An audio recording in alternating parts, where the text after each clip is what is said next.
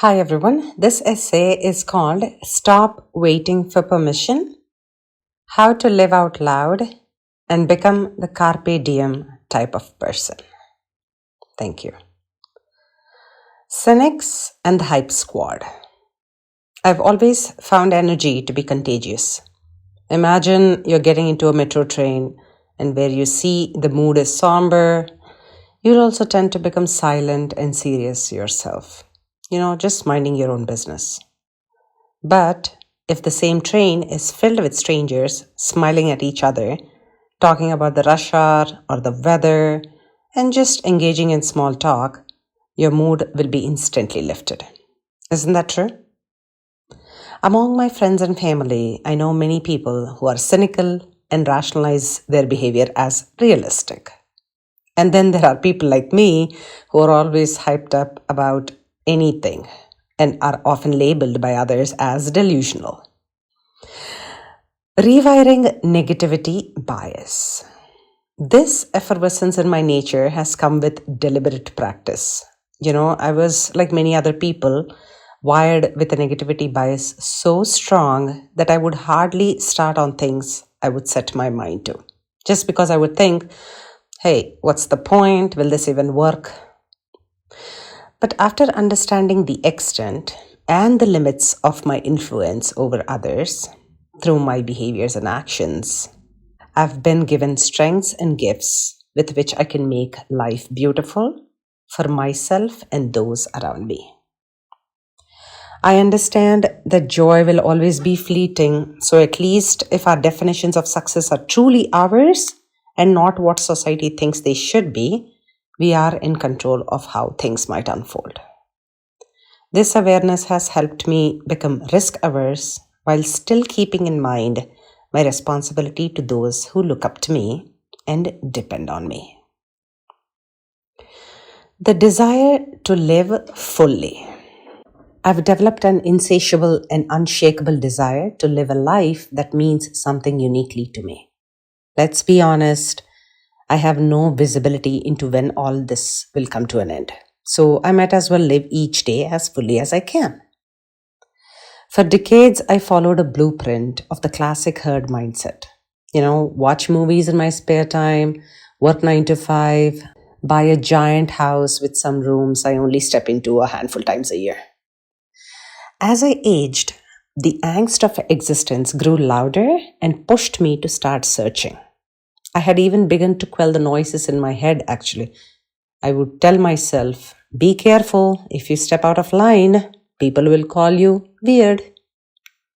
But slowly, I started by auditing my days, asking why I was perennially unhappy at the end of each one. To find happiness, I realized I must spend time doing what I truly enjoy. For me, that's creating magic out of words. And that's what I do most days now when I'm not working my corporate job. I now feel content with how I have weaved my words together to express my ideas. Actually, I now firmly believe that art is the only thing that can make our lives bearable. See, I am not asking you to go all out in the name of living out loud. Let's start small and notice what sticks. Big and bold changes sound really great, but they're rarely sustainable. And societal constructs serve a purpose. They protect us from exploring some of our most reckless impulses. They protect us from burning our wings of freedom.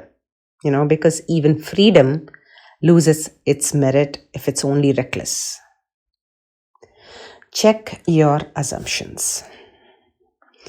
Assumptions are masters of disguise. They are our sneaky thoughts that pretend to be common sense, helping us dodge responsibility towards our deepest desires. Our negativity bias makes us wonder if things will go badly, so why even try, right?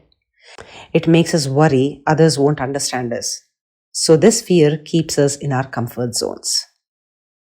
But assumptions are quietly shrinking our world. They put a leash on our courage and trap our imagination in one room when there is a whole house waiting to be explored. If we let those fears drive us, we are not just limiting ourselves, We are becoming a risk to our own potential and the living web that supports us. Breaking the paradigm. A paradigm is the invisible blueprint running your life.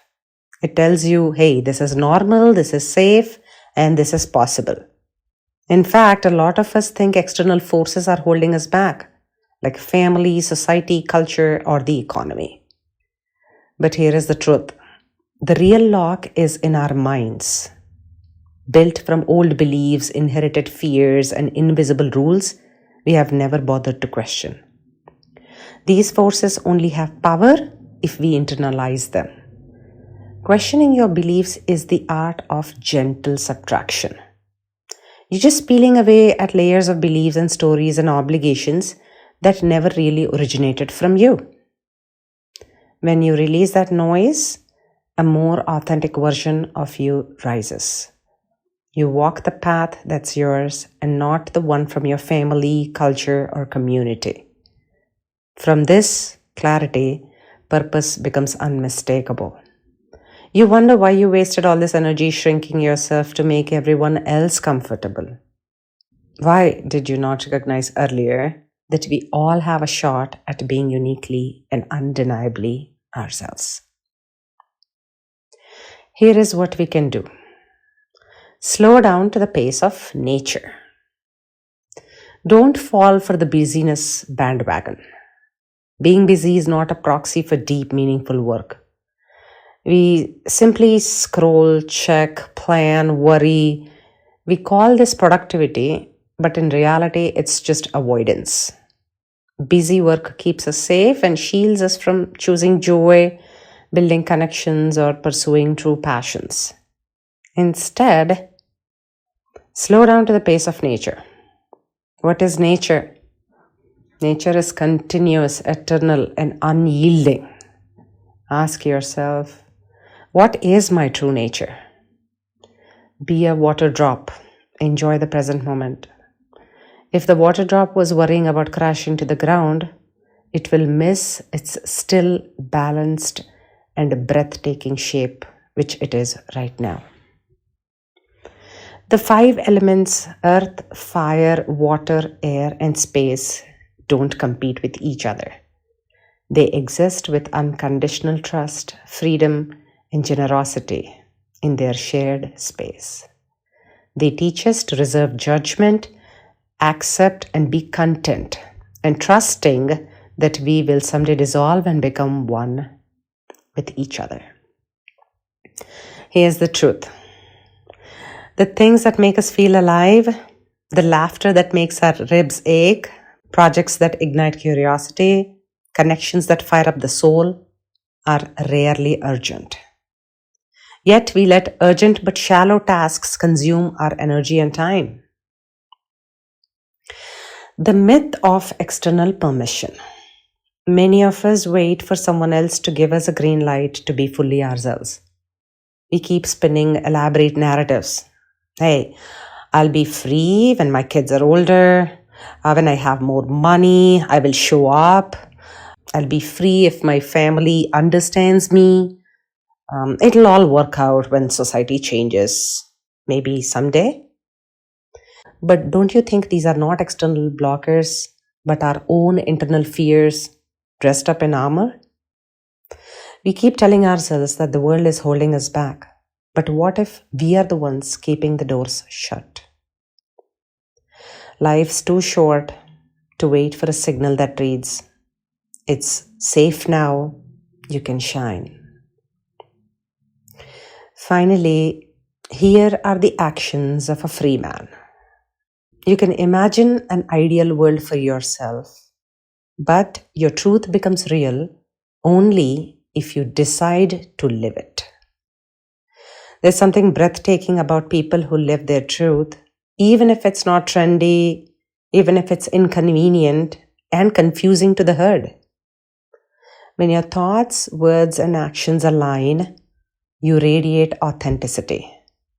You notice that no conflict zone attitude that you carry around that sends an unmistakable signal of your true self to those around you.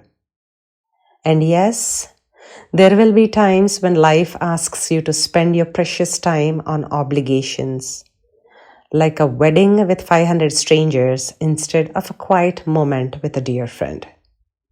But sometimes you just gotta do what you gotta do. Starting today, make a quiet choice to stop waiting.